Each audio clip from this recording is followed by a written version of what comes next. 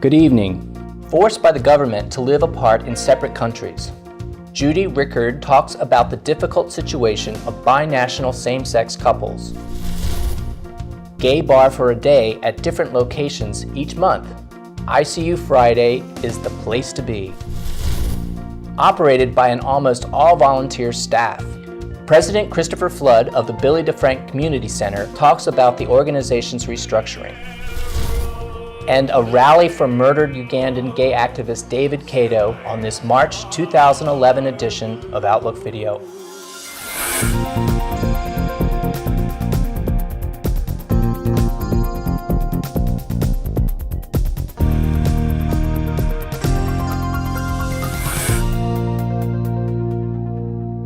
Welcome to the March 2011 edition of Outlook Video, your nationally recognized award-winning news magazine for gay, lesbian, bisexual, and transgender communities. I'm Roberta Gonzalez-Gregg.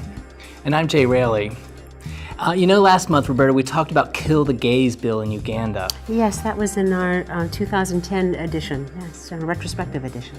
And tragically, one of the gay activists, David Kato, was found murdered in his home in January.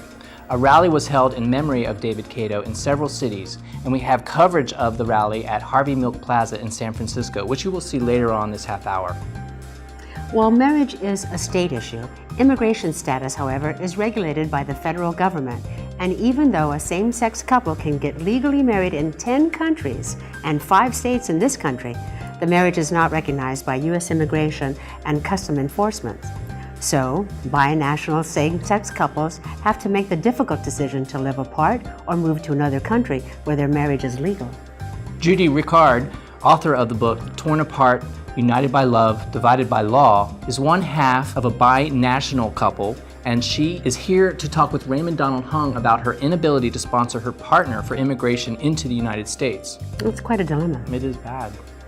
Eating and drinking has its own social network here in the Bay Area. Outside the glare of a computer screen, LGBT community is putting their face time and their lives. Here to talk more about the traditional interactions, Jay Raley interviews the group responsible for ICU Fridays.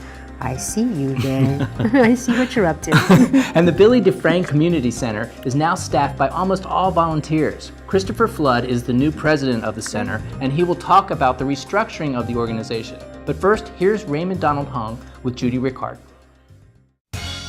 I'm Judge David Young, and you're watching Outlook Video.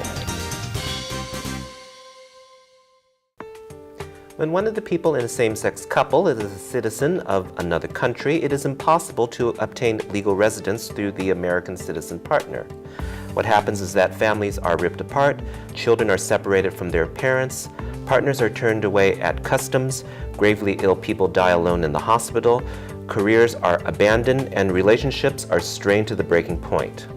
If their marriage is legal in another country, the United States does not recognize it. My guest Judy Rickard is one of these people. But before we talk to her, we have this clip of Amos Lim of Out for Immigration speaking on the plight of binational same-sex couples. While some of you can see a light at the end of the tunnel due to the family reunification principle, lesbian, gay, bisexual, and transgender families, like my family, can't. That's because Congress passed the Defense of Marriage Act in 1996. Because of that law, same-sex binational couples are treated as legal strangers, even though we might be married, civil unionized, or domestic partnership. In fact, if the INS finds out about our relationship, the foreign partner might be classified as an overstay risk and be denied entry into this country. Now, according to an estimate in the 2000 census, more than 36,000 couples are affected by this issue living in the United States. There are also 1,000 more forced to leave this country to live in exile in one of the 19 countries that support same-sex immigration. I'm speaking in support of an inclusive, comprehensive immigration reform that includes lesbian, gay, bisexual, and transgender families. By including the language of the Uniting American Families Act, comprehensive immigration reform will truly be comprehensive and inclusive, so that finally an LGBT American can sponsor their partner for a green card so that we'll be able to stay together. We need your help. We need all of our strength to make sure that any comprehensive immigration reform that's introduced will include my family, our family, all of our families. We should work to make sure that no group is left out of immigration reform so that we can have a truly comprehensive and inclusive immigration reform. Thank you. Judy Rickard lives in California while her partner is forced to stay in the United Kingdom. She is the author of Torn Apart, United by Love, Divided by Law, a book offering support and resources for same-sex families facing U.S. immigration and marriage law discrimination. Judy Rickard, thanks for coming to talk with us. Thank you. Now, I noticed in the book you talk about your nomadic life with your partner. How does this whole situation affect you personally?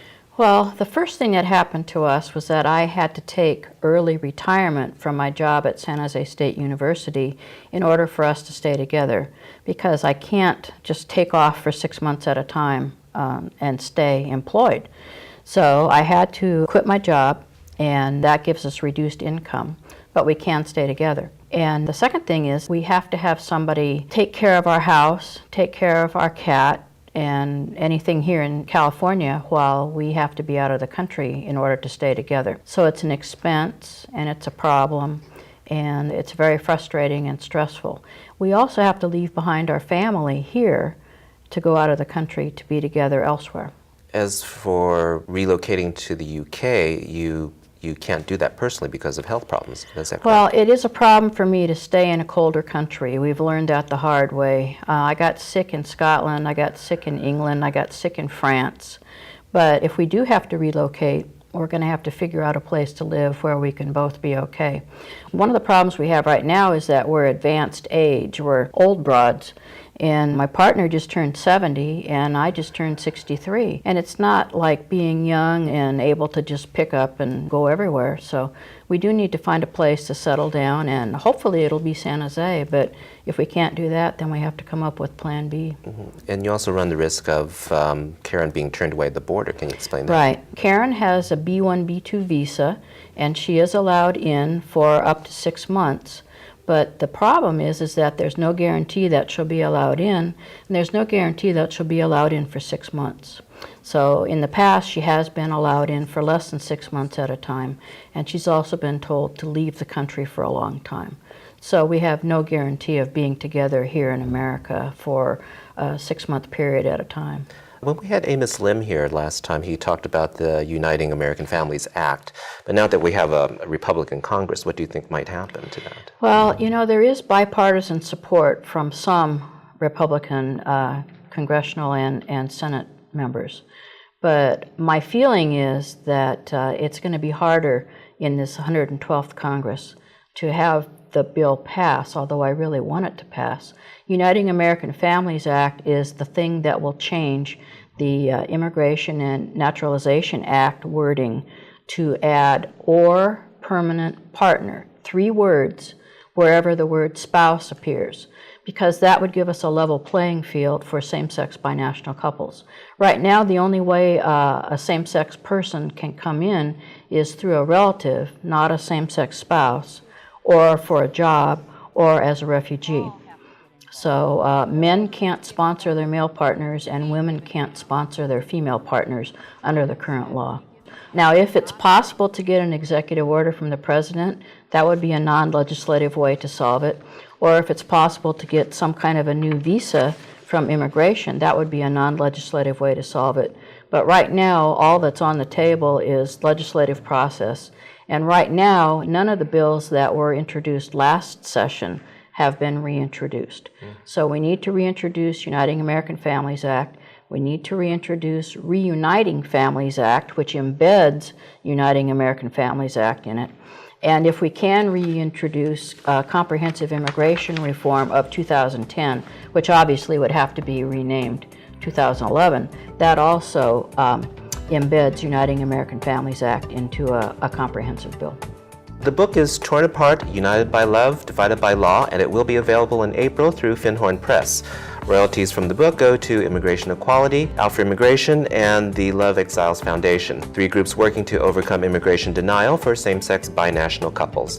For more information, point your web browsers to finhornpress.com and to tornapart.finhornpress.com, where you can read an excerpt from the book.